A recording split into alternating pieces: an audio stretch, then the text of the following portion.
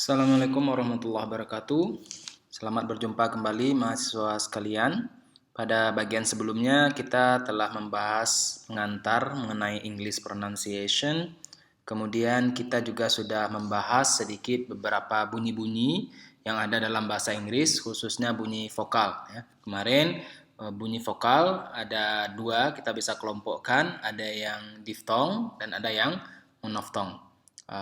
Saya harapkan nanti mahasiswa sekalian bisa mempraktekkan bunyi-bunyi tersebut dan mengulang-ulanginya. Karena tentunya lidah kita belum terbiasa dengan bunyi-bunyi tersebut. Oleh karena itu, semakin sering kita membaca atau melatih lidah kita untuk memproduksi bunyi-bunyi tersebut, maka nanti akan semakin bersih pronunciation kita, semakin baik pronunciation kita. Baik, kita lanjutkan. Untuk kali ini kita akan melanjutkan dengan sesi bunyi konsonan. Kita akan membahas mengenai bunyi konsonan.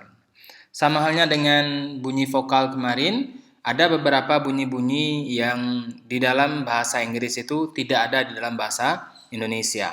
Ada bunyi-bunyi konsonan yang tidak ada dalam bahasa Indonesia. Untuk memudahkan kita akan mengelompokkan bunyi-bunyi konsonan ini menjadi dua. Ada yang disebut dengan bunyi voice dan ada bunyi yang voiceless atau unvoiced. Jadi bunyi voice itu adalah bunyi yang bergetar pita suara kita ketika kita mengucapkannya. Sedangkan bunyi yang unvoiced ataupun voiceless itulah ketika mengucapkan bunyi vokal tersebut, bunyi konsonan tersebut tidak bergetar pita suara kita. Oke, secara umum untuk memproduksi bunyi konsonan maka kita melakukan yang namanya hambatan bunyi, hambatan udara.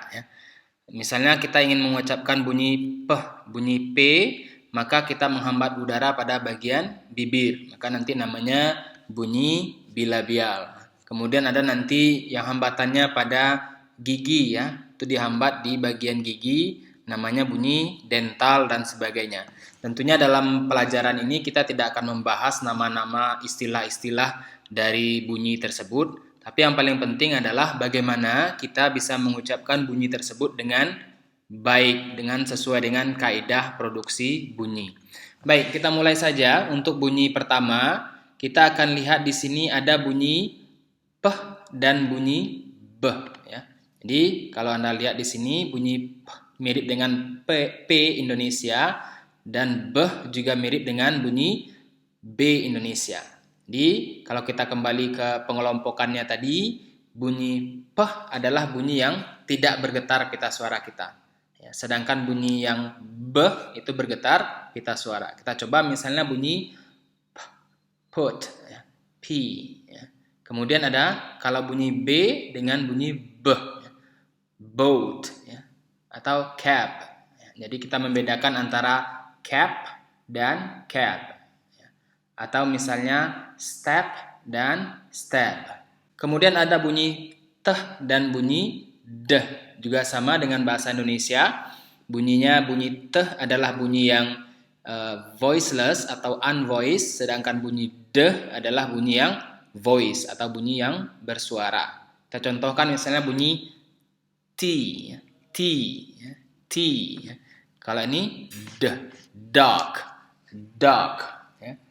Kemudian bunyi berikutnya ini adalah dua bunyi yang tidak ada dalam bahasa Indonesia. Ini adalah bunyi yang kalau di bahasa Indonesia mungkin kita bacanya C dan J, tapi di bahasa Inggris dia tidak dibaca C dan J, tapi C dan J. Jadi ini dibaca cheese, bukan cheese tapi cheese. Ini juga sama bunyi j, jadi bukan j tapi j, June, jam dan sebagainya. Jadi bunyi ch dan bunyi j. Ini kita kelompokkan tadi, ada yang bunyinya voice, ada yang voiceless atau unvoiced. Jadi bunyi ch itu bunyi yang voiceless, sedangkan bunyi j itu yang bergetar pita suara kita. Oke, berikutnya ada bunyi k dan bunyi g, sama juga. Jadi k dan g. Mirip dengan bahasa Indonesia. Misalnya ada car, ya, go. Ya.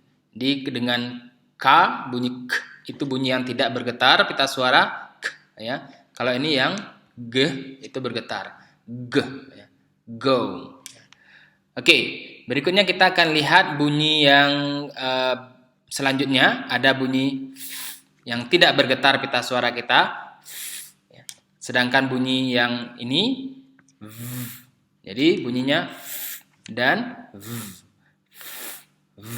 Ya. Fly. Kemudian ada video.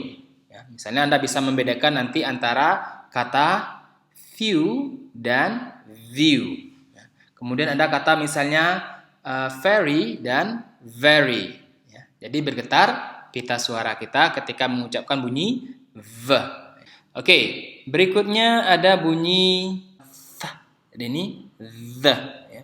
Di bahasa Indonesia biasanya ini sering diganti menjadi t dan bunyi yang the ini dibaca d. Jadi sering dibaca thing. Padahal bunyi yang betul adalah thing. Kemudian ini this. Jadi cara mengucapkannya kita letakkan ujung lidah kita di antara dua gigi. Jadi bunyinya seperti itu ya. Thing, this, that, brother, mother. Kemudian berikutnya ada bunyi yang s dan bunyi z. Ini mirip dengan bunyi di bahasa Indonesia. Ya. Di bunyi s itu adalah bunyi yang voiceless, tidak ada getaran bunyinya. S. Contohnya si. Ya. Kalau ini berikutnya ada bunyi z, bunyi yang bergetar pita suara kita. Zu. Ya. Berikutnya ada bunyi sh. Ini bunyi yang mungkin di bahasa Indonesia ada, ya kita temui misalnya ada kata syarat, ya. Apalagi misalnya syahdu, ya. Tapi di bahasa Inggris ini dibaca syah juga sama, ya. Shall, should, ya. Push, ya. Kemudian ada bunyi yang mirip juga dengan bunyi syah tadi, cuma bedanya yang ini dengan adanya getaran pita suara atau bunyi voice. J, ya. J, ya. Contohnya jadi television. Jadi bukan television, tapi television. Ya. Caesar, ya. Measure, ya. Pleasure, dan sebagainya. Oke, berikutnya ada bunyi 3 buah bunyi nasal, bunyi n, dan eng. Ini mirip dengan bahasa Indonesia. Man, now, dan sing. Ya. Kemudian ada bunyi h, bunyi h, ya, bunyi hat, ya. Kemudian ada bunyi ini juga mirip dengan bahasa Indonesia, love, ya, lie, like, dan sebagainya. Kemudian ada bunyi r, ini mungkin bunyi yang kalau di bahasa Indonesia kita baca r, tapi kalau di bahasa Inggris dibaca ya. Jadi bukan red, tapi red, ya. Kalau di American accent, dalam aksen Amerika, biasanya bunyi R-nya ada seolah-olah bunyi W-nya. Jadi misalnya red, ya, right, kemudian wrong. Ya. Atau misalnya ada rain, bukan rain, tapi rain. Jadi seolah-olah ada bunyi W-nya. Kemudian juga di aksen British dan American English itu berbeda pada pengucapan akhir kata yang berakhiran dengan bunyi R, ya. Kalau di British biasanya bunyi R-nya tidak dilafalkan. Contohnya car, ya, far. Ya. Di bahasa aksen Amerika itu bunyinya jelas R-nya. Car, ya, far. Ya. Kemudian ada bunyi wah, ini mirip dengan bunyi bahasa Indonesia, wet. Kemudian ada bunyi y, ini bukan j ya, tapi dibaca y, ya. Yes, ya. Young, yet, dan sebagainya. Jadi ini adalah bunyi-bunyi konsonan yang ada di bahasa Inggris. Jadi kalau Anda perhatikan, ada beberapa bunyi yang perlu Anda fokuskan untuk belajar melafalkannya.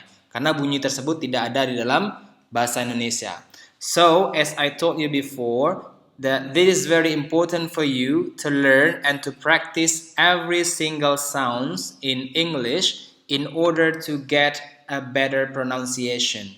So hopefully after you practice using this video, you can produce a good pronunciation.